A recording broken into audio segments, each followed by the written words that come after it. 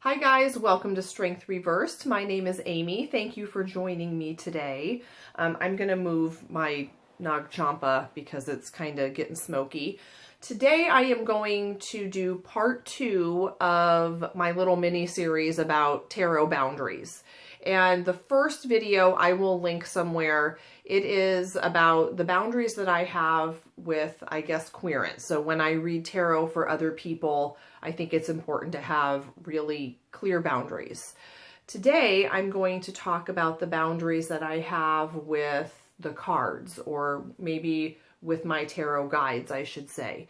And there aren't as many boundaries, there are only a few, and then I'll tell you how you can set those boundaries, or how I set boundaries in this way.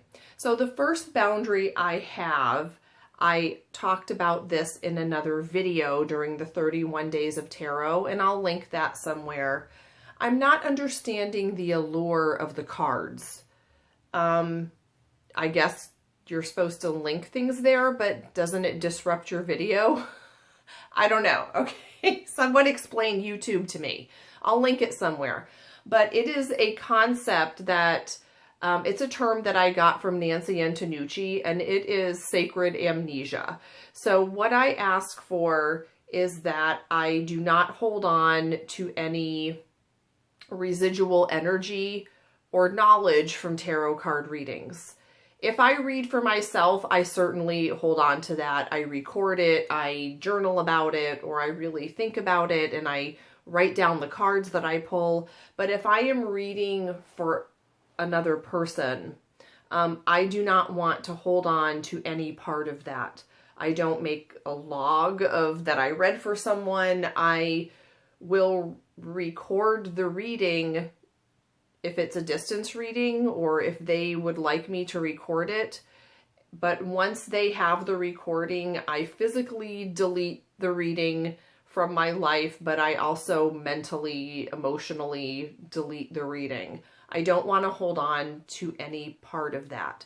So when if I read for them again in the future, they're going to have to refresh my memory, because I might remember sort of in general the topics that we talked about. If there's someone that I know and they told me things about what's going on in their life, I'll probably remember, but I'm not going to really remember any aspect of the reading, like cards that came up or what came out of my mouth. That is not going to get recorded. And that's just because I can't record your stuff for you. That I can't let that imprint on my whatever. It's just yours to deal with, and I have to let that go. I prefer it that way. The second, and I wrote this down, the second boundary I have is that I don't know if it's really a boundary. It's more of a process. When I read for someone else, I do not connect with, I do connect with them. I try to take some deep breaths and give them my undivided attention and hold space for them.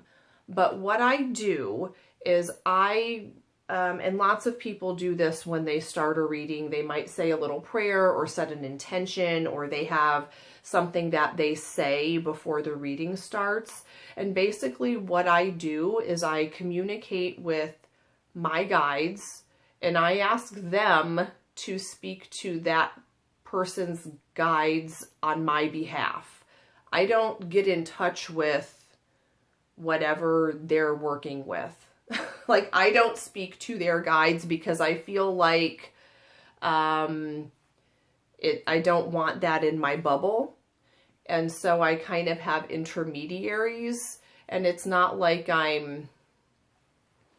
this all happens internally, right? It's not like I'm hearing voices or whatever, but that's just my process and how I do things. And there are certain ways that I ask my guides to do that for me. The third boundary that I have set with the cards or with my tarot guides is that I don't want to know about anything that I can't change. So I don't feel like that's very empowering. If I can't do anything about it, don't tell me about it. For example, if I'm going to get hit by a bus tomorrow and it's just my time and, you know, there's nothing to be done about it, I don't want to know. If I can avoid it, then by all means, give me a heads up. But otherwise, don't tell me about stuff that I can't control. Here's how that came about. And this is why I do not do New Year's like year in advance. You know, those readings where you pick a card for every month of the year coming up.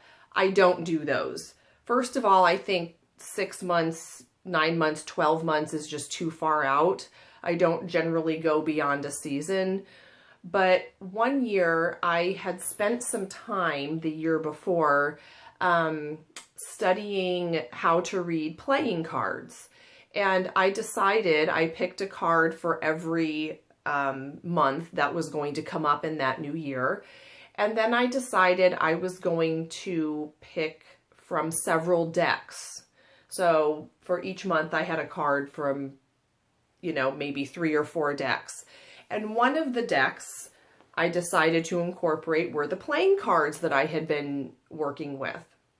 And if you've never read with playing cards, they're a little bit more, I guess, mundane. Like they are more predictive, I would say. Certain cards mean certain things, and there is a card that means somebody's gonna die. And so it's, you know, January 1, and the playing card that comes up for June is the someone's gonna die card. Now, I'm not gonna like go too crazy about that, but there was this nagging worry in the back of my mind for 6 months about that card. And no one died that I know of. I mean, it could have been any of like 7 billion people, right? So I'm sure somehow that card came true. But like I was afraid of my immediate circle, and I just worried and worried and worried. And so I finally said, you know what? Never again. So I don't do that spread. And also, if I can't do anything about it, don't tell me, because I don't want another 6 months of like having that thought in the back of my mind experience. So if you feel that you need to talk to your guides to set boundaries with them, there are a couple easy ways to do this, and you probably already do these things. The first thing is to just say it out loud. And this is, however, you know, when I say guides, I mean, I don't know what they are. I don't know if they are entities outside of me, or if they're parts of my higher self, or if it's God. I don't really care, okay? I know that they're there for the highest and best purposes. Maybe you work with guardian angels, whatever you call it. I didn't realize, maybe it's my Catholic school upbringing, I didn't think that I could really control how I interacted with my guides. But I had sort of an experience where this really kick-ass guide came through and was freaking me out. They were just a lot, and it didn't feel, I was a little bit scared. It was nothing negative at all. It was just intense and a lot. And I got a tarot reading about it.